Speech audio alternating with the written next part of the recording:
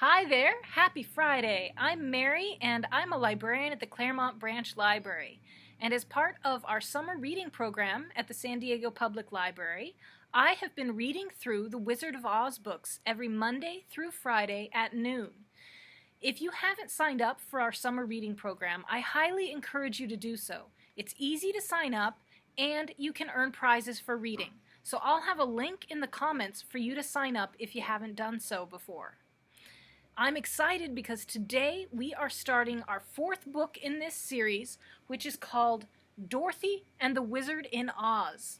It's by L. Frank Baum, and it's the fourth book in the Oz series. Don't worry if you haven't read the other ones yet.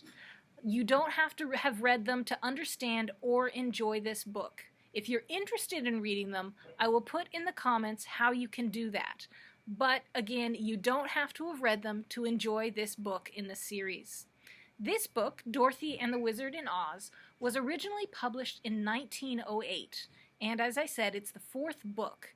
And it's an exciting book because it follows Dorothy, her cat Eureka, her cousin Zeb, and his horse Jim on their adventures underground, where they're going to meet a whole lot of very interesting and unique characters. So let's go ahead and dig into the book and see what happens as we start the book. So here we are with Dorothy and the Wizard in Oz. And it has a subtitle, A Faithful Record of Their Amazing Adventures in an Underground World, and how, with the aid of their friends, Zeb Hugson, Eureka the kitten, and Jim the cab horse, they finally reached the wonderful land of Oz. So chapter 1. Let's get there. The Earthquake. The train from Frisco was very late. It should have arrived at Hugson's siding at midnight, but it was already 5 o'clock, and the gray dawn was breaking in the east when the little train slowly rumbled up to the open shed that served for the station house. As it came to a stop, the conductor called out in a loud voice, "Hugson siding!" At once, a little girl rose from her seat and walked to the door of the car, carrying a wicker suitcase in one hand and a round bird cage covered up with newspapers in the other, while a parasol was tucked under her arm. The conductor helped her off the car, and then the engineer started his train again, so that it puffed and groaned and moved slowly away up the track. The reason he was so late was because all through the night there were times when the solid earth shook and trembled under him, and the engineer was afraid that at any moment the rails might spread apart and an accident happen to his passengers. So he moved the car slowly and with caution. The little girl stood still to watch until the train had disappeared around the curve. Then she turned to see where she was. The shed at Hugson's siding was bare save for an old wooden bench that did not look very inviting. As she peered through the soft gray light, not a house of any sort was visible near the station, nor was any person in sight. But after a while, the child discovered a horse and buggy standing near a group of trees a short distance away. She walked toward it and found the horse tied to a tree and standing motionless, with its head hanging down, almost to the ground. It was a big horse, tall and bony, with long legs and large knees and feet. She could count his ribs easily where they showed through the skin of his body, and his head was long and seemed altogether too big for him, as if it did not fit. His tail was short and scraggly, and his harness had been broken in many places, and fastened together again with cords and bits of wire. The buggy seemed almost new, for it had a shiny top and side curtains. Getting around in front so that she could look inside, the girl saw a boy curled up on the seat, fast asleep. She set down the birdcage and poked the boy with her parasol. Presently he woke up, rose to a sitting position, and rubbed his eyes briskly. "Hello," he said, seeing her. "Are you Dorothy Gale?" "Yes," she answered, looking gravely at his tousled hair and blinking gray eyes. "Have you come to take me to Hugson's ranch?" "Of course," he answered. "Train in?" "I couldn't be here if it wasn't," she said. He laughed at that, and his laugh was merry and frank. Jumping out of the buggy, he put Dorothy's suitcase under the seat and her birdcage on the floor in front. "Canary birds?" he asked. "Oh no, it's just Eureka, my kitten. I thought that was the best way to carry her." The boy nodded. "Eureka's a funny name for a cat," he remarked. "I named my kitten that because I found it," she explained. "Uncle Henry says Eureka means I have found it." "All right, hop in." She climbed into the buggy, and he followed her. Then the boy picked up the reins, shook them, and said, "Giddy up!" The horse did not stir. Dorothy thought he just wiggled one of his drooping ears. But that was all. "Giddy up!" the boy called again. The horse stood still. "Perhaps," said Dorothy, "if you untie him, he would go." The boy laughed cheerfully and jumped out. "Guess I'm half asleep yet," he said, untying the horse. "But Jim knows his business all right, don't you, Jim?"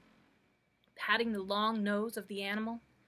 Then he got into the buggy again and took the reins, and the horse at once backed away from the tree, turned slowly around, and began to trot down the sandy road, which was just visible in the dim light. "Thought that train would never come," observed the boy.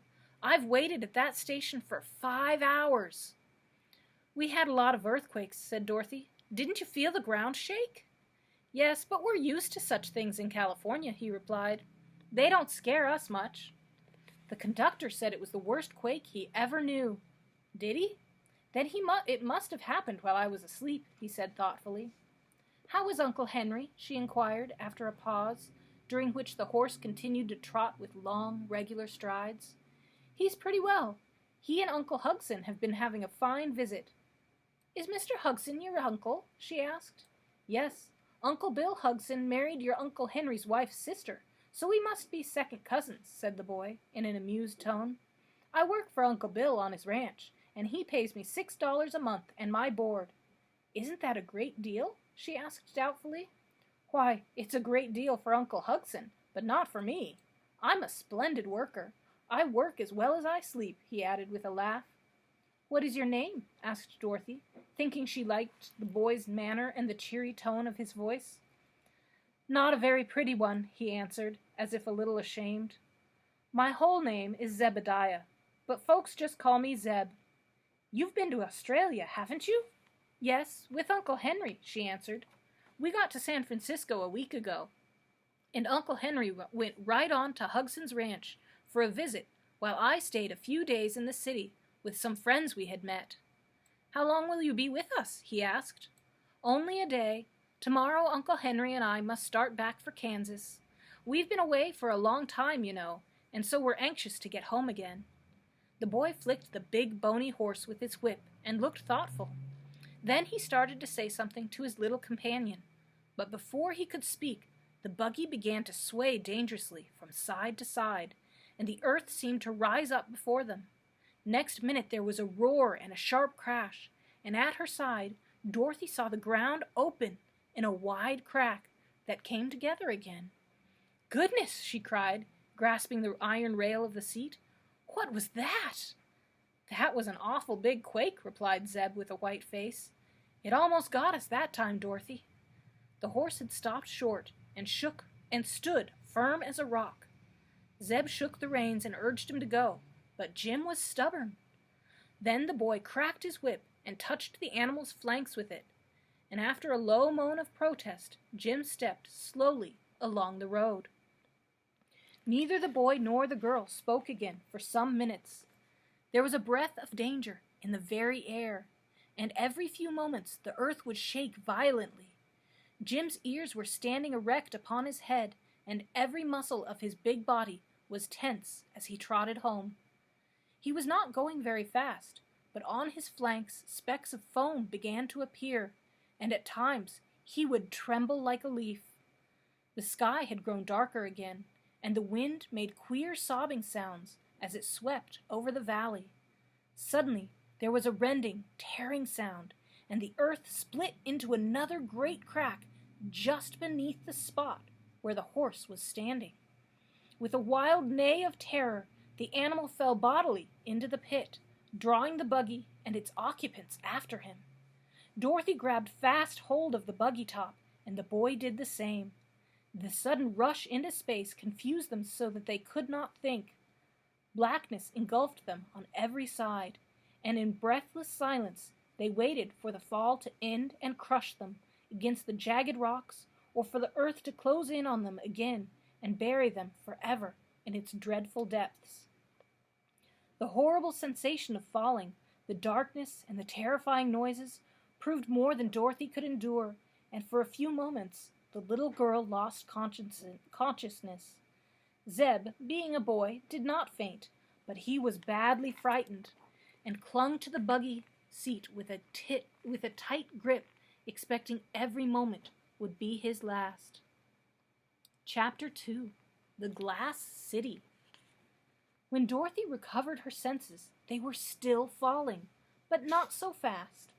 The top of the buggy caught the air like a parachute or an umbrella filled with wind, and held them back so that they floated downward with a gentle motion that was not so very disagreeable to bear.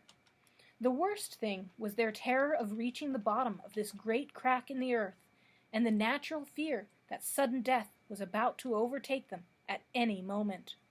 Crash over crash echoed far above their heads as the earth came together where it had split, and stones and chunks of clay rattled around them on every side. These they could not see, but they could feel them pelting the buggy top, and Jim screamed almost like a human being when a stone overtook him and struck his bony body. They did not really hurt the poor horse, because everything was falling together. Only the stones and rubbish fell faster than the horse and buggy, which were held back by the pressure of the air, so that the terrified animal was actually more frightened than he was injured. How long this state of things continued, Dorothy could not even guess. She was so greatly bewildered. But by and by, as she stared ahead into the black chasm with its beating heart, she began to dimly see the form of the horse, Jim, his head up in the air, his ears erect, and his long legs sprawling in every direction as he tumbled through space. Also, turning her head, she found that she could see the boy beside her, who had, until now, remained as still and silent as she herself. Dorothy sighed and commenced to breathe easier. She began to realize that death was not in store for her after all, but that she merely had started upon another adventure, which promised to be just as queer and unusual as were those she had before encountered. With this thought in mind, the girl took heart and leaned her head over the side of the buggy to see where the strange light was coming from. Far below her, she found 6 great glowing balls suspended in the air. The central and largest one was white and reminded her of the sun.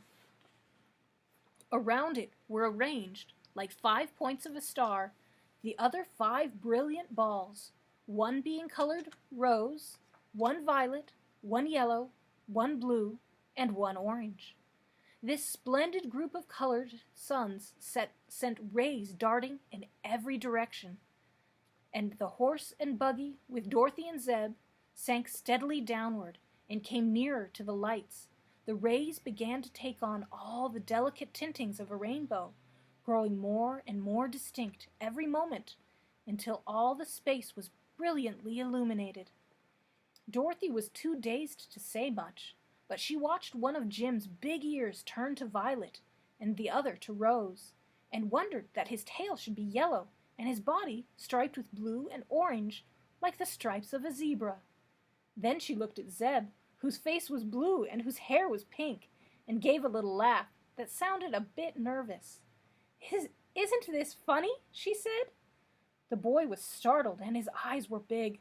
Dorothy had a green streak through the center of her face, where the blue and the yellow lights came together, and her appearance seemed to add to his fright.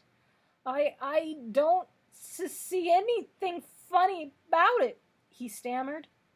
Just then the buggy tipped slowly over on its side, the body of the horse tipping also, but they continued to fall, all together, and the boy and girl had no difficulty in remaining upon the seat, just as they were before. Then they turned bottom side up, and continued to roll slowly over until they were right side up again.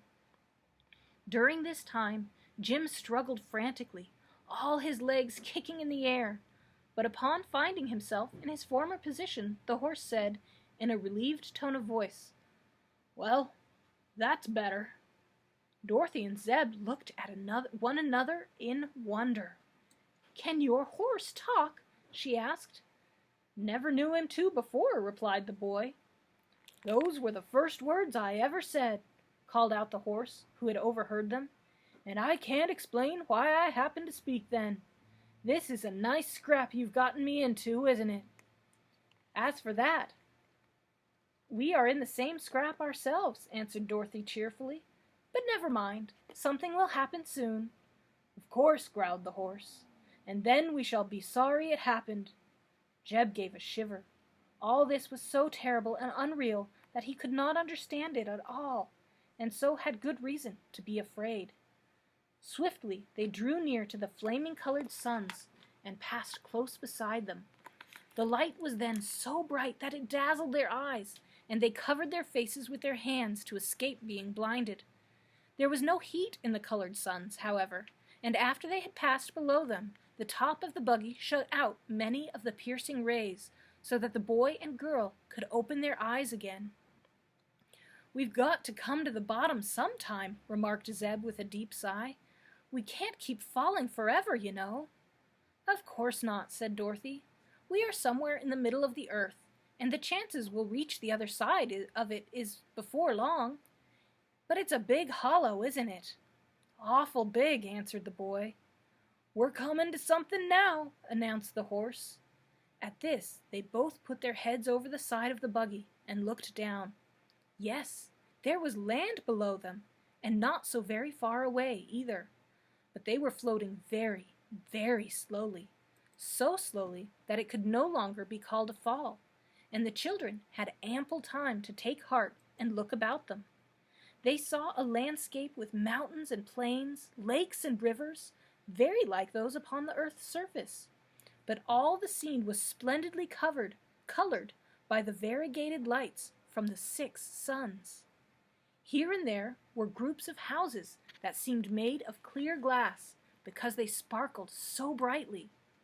"I'm sure we are in no danger," said Dorothy in a somber voice. "We are falling so slowly that we can't be dashed to pieces when we land. And this country that we are coming to seems quite pretty." "We'll never get home, though," declared Zeb with a groan. "Oh, I'm not so sure of that," replied the girl. "But don't let us worry over such things, Zeb. We can't help ourselves just now, you know, and I've always been told it's foolish to borrow trouble." The boy became silent, having no reply to so sensible a speech, and soon both were fully occupied in staring at the strange scenes spread below them. They seemed to be falling right into the middle of a big city which had many tall buildings with glass domes and sharp pointed spires. These spires were like great spear points, and if they tumbled upon one of them, they were likely to suffer serious injury. Jim the horse had seen these spires also, and his ears stood straight up in fear, while Dorothy and Zeb held their breaths in suspense. But no, they floated gently down upon a broad, flat roof, and came to a stop at last. When Jim felt something firm under his feet, the poor beast's legs trembled so much that he could hardly stand. But Zeb at once leapt out of the buggy to the roof, and he was so awkward and hasty that he kicked over Dorothy's birdcage, which rolled out upon the roof so that the bottom came off. At once a pink kitten crept out of the upset cage, sat down upon the glass roof, and yawned and blinked its round eyes. "Oh," said Dorothy, "there's Eureka." First time I ever saw a pink cat, said Zeb. Eureka isn't pink, she's white. It's the queer light that gives her the color. Where's my milk? Asked the kitten, looking up into Dorothy's face. I'm most starved to death. Oh, Eureka! You can talk? Talk? Am I talking? Good gracious, I believe I am. Isn't it funny? Asked the kitten. It's all wrong, said Zeb gravely. Animals ought not to talk. But even old Jim has been saying things since we had our accident.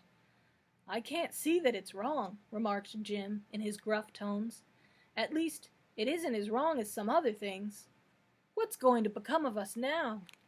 I don't know, answered the boy, looking around him curiously. The houses of the city were made of glass, so clear and transparent that one could look through the walls as easily as through a window. Dorothy saw underneath the roof on which she stood several rooms used for rest chambers, and even thought she could make out a number of queer forms huddled into the corners of these rooms. The roof beside them had a great hole smashed through it, and pieces of glass were lying scattered in every direction. A nearby steeple had been broken off short, and the fragments lay in a heap beside it. Other buildings were cracked in places or had corners chipped off of them, but they must have been very beautiful before these accidents had happened to mar their perfection. The rainbow tints from the colored suns fell upon the glass city softly and gave to the buildings many delicate, shifting hues which were very pretty to see. But not a sound had broken the stillness since the strangers had arrived, except that of their own voices. They began to wonder if there were no people to inhabit this magnificent city of the inner world. Suddenly, a man appeared through a hole in the roof next to the one they were on, and stepped into plain view. He was not a very large man, but was well-formed and had a beautiful face, calm and serene as the face of a fine portrait. His clothing fitted his form snugly and was gorgeously colored in brilliant shades of green, which varied as the sunbeams touched them, but was not wholly influenced by the solar rays. The man had taken a step or two across the glass roof before he noticed the presence of the strangers. But then he stopped abruptly. There was no expression of either fear or surprise on his tranquil face, yet he must have been both astonished and afraid, for after his eyes had rested upon the ungainly form of the horse for a moment, he walked rapidly to the furthest edge of the roof, his head turned back over his shoulder to gaze at the strange animal. "Look out!" cried Dorothy, who noticed that the beautiful man did not look where he was going. "Be careful, or you'll fall off!" But he paid no attention to her warning. He reached the edge of the tall roof, stepping one foot out into the air, and walked into space as calmly as if he were on firm ground. The girl, greatly astonished, ran to lean over the edge of the roof and saw the man walking rapidly through the air toward the ground. Soon he reached the street and disappeared through a glass doorway into one of the glass buildings. "How strange!" she exclaimed, drawing a long breath. "Yes, but it's a lot of fun. It is strange," remarked the small voice of the kitten, and Dorothy turned to find her pet walking in the air a foot or so away from the edge of the roof. "Come back, Eureka," she called in distress. "You'll certainly be killed." "I have 9 lives," said the kitten, purring softly as it walked around in a circle and then came back to the roof. "But I can't lose even one of them by falling in this country, because I really couldn't manage to fall if I wanted to." "Does the air bear up your weight?" asked the girl. "Of course. Can't you see?" And again the kitten wandered into the air and back to the edge of the roof. "It's wonderful," said Dorothy. "Suppose we let Eureka go down to the street and get someone to help us," suggested Zeb, who had been even more amazed than Dorothy at these strange happenings. "Perhaps we can walk on the air ourselves," replied the girl. Zeb drew back with a shiver. "I wouldn't dare try," he said. "Maybe Jim will go," continued Dorothy, looking at the horse. "And maybe he won't," answered Jim. "I've tumbled through the air long enough to make me contented on this roof." "But we didn't tumble to the roof," said the girl. "By the time we reached here, we were floating very slowly, and I'm almost sure we could float down to the street without getting hurt. Eureka walks on the air all right." "Eureka weighs only half a pound," replied the horse in a scornful tone, "while I weigh about a half a ton." "You don't weigh as much as you ought to, Jim," remarked the girl, shaking her head as she looked at the animal. "You're dreadfully skinny." "Oh, well, I'm old," said the horse, hanging his head despondently, "and I've had lots of trouble in my day, little one. For a good many years I drew a public cab in Chicago, and that's enough to make anyone skinny." "He eats enough to get fat, I'm sure," said the boy gravely. "Do I? Can you remember the breakfast that I've had today?" growled Jim, as if he resented Zeb's speech. "None of us has had breakfast," said the boy, "and in a time of danger like this, it's foolish to talk about eating." "Nothing is more dangerous than being without food," declared the horse, and with a sniff at the rebuke of his young master. "And just at present no one can tell whether there are any oats in this queer country or not. If there are, they are liable to be glass oats." "Oh no," exclaimed Dorothy. "I can see plenty of nice gardens and fields down below us, at the edge of the city. But I wish we could find a way to get to the ground." "Why don't you walk down?" asked Eureka. "I'm as hungry as the horse is, and I want my milk." "Will you try it, Zeb?" asked the girl, turning to her companion. Zeb hesitated. He was still pale and frightened, for this dreadful adventure had upset him and made him nervous and worried. But he did not wish the little girl to think him a coward, so he advanced slowly to the edge of the roof. Dorothy stretched out a hand to him, and Zeb put one foot out and let it rest in the air, a little over the edge of the roof. It seemed firm enough to walk on, so he took courage and put out the other foot. Dorothy kept hold of his hand and followed him, and soon they were both walking through the air, with the kitten frisking beside them. "Come on, Jim," called the boy. "It's all right." Jim had crept to the edge of the roof to look over, and being a sensible horse, and quite experienced, he made up his mind that he could go where the others did. So, with a snort and a neigh and a whisk of his short tail, he trotted off the roof into the air, and at once began floating downward to the street. His great weight made him fall faster than the other children walked, and he passed them on the way down. But when he came to the glass pavement, he alighted upon it so softly that he was not even jarred. "Well, well," said Dorothy, drawing a long breath. "What a strange country this is." People began to come out of the glass doors to look at the new arrivals, and pretty soon quite a crowd had assembled. There were men and women, but no children at all, and all the folks were beautifully formed and attractively dressed, and had wonderfully handsome faces. There was not an ugly person at all in the throng, yet Dorothy was not especially pleased by the appearance of these people, because their features had no more expression than the faces of dolls. They did not smile, nor did they frown, or show either fear or surprise, or curiosity or friendliness. They simply stared at the strangers, paying most attention to Jim and Eureka, for they had never before seen either a horse or a cat, and the children bore an outward resemblance to themselves. Pretty soon a man joined the group who wore a glistening star in the dark hair just above his forehead. He seemed to be a person of authority, for the others pressed back to give him room. After turning his composed eyes first upon the animals and then upon the children, he said to Zeb, who was a little taller than Dorothy, "Tell me, intruder, was it you who caused the rain of stones?" For a moment the boy did not know what he meant by this question. Then, remembering the stones that had fallen with them and passed them long before they had reached this place, he answered, "No, sir, we didn't cause anything. It was the earthquake." The man with the star stood for a time quietly thinking over this speech. Then he asked, "What is an earthquake?" "I don't know," said Zeb, who was still confused. But Dorothy, seeing his perplexity, answered, "It's a shaking of the earth.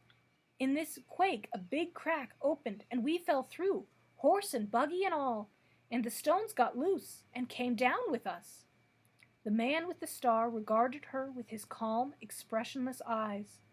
"The rain of stones has done much damage to our city," he said, "and we shall hold you responsible for it, unless you can prove your innocence." "How can we do that?" asked the girl. "That I am not prepared to say. It is your affair, not mine. You must go to the house of the sorcerer, who will soon discover the truth." "Where is the house of the sorcerer?" inquired the girl. "I will lead you to it. Come." He turned and walked down the street, and after a moment's hesitation, Dorothy caught Eureka in her arms and climbed into the buggy.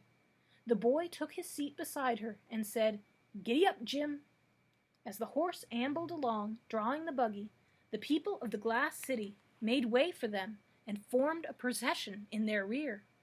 Slowly they moved down one street and up another, turning first this way and that, until they came upon an open square in the center of which was a big glass palace having a central dome and 4 tall spires on each corner. And that is the end of 2 chapters. So we've fallen into the earth. We have gone on an adventure already with our 4 friends, and we'll have to see what happens on Monday, if they can prove their innocence and perhaps meet some other interesting characters. So until then, you'll have to wait to find out what will happen. So I hope you have a wonderful weekend, and join me back on Monday to find out what happens to our friends underground. Have a wonderful weekend, and I will see you Monday.